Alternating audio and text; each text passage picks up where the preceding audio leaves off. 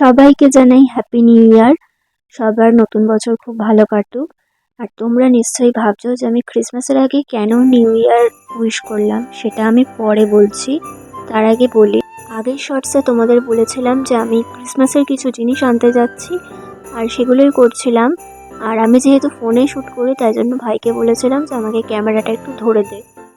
তো দেখো আমি এখানে ছোটোর ওপর সাজিয়েছিলাম ক্রিসমাস উপলক্ষে। এখানে আমার বোনও আমাকে হেল্প করছিল, আর আমি ভিডিও করছিলাম সেটাও জানতো না, তাই জন্য অনেকটা অবাক হয়ে গেছিল।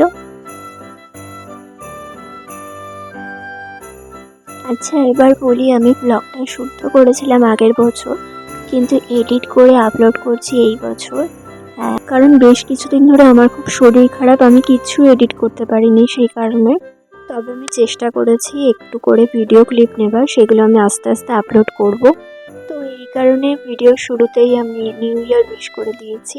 2024-এর এটা আমার ফার্স্ট ব্লগ ভাবতে পারো। বাট এবার থেকে আমি রেগুলার ব্লগ এগুলো আপলোড করার চেষ্টা করব।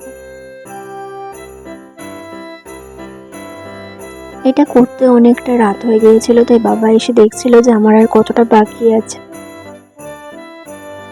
দেখো যতটা পেরেছি সাজানোর চেষ্টা করেছি, তবে এর মধ্যে আরও অনেক কিছু মিসিং আছে, সেগুলো আবার পরের বার আমি ঠিক করব।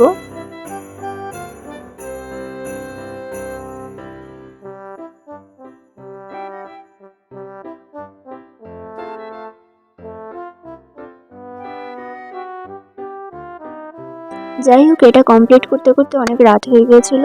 দেন রাতে ছিল বিরিয়ানি, তো সেটা খেয়ে তারপর ঘুমালাম।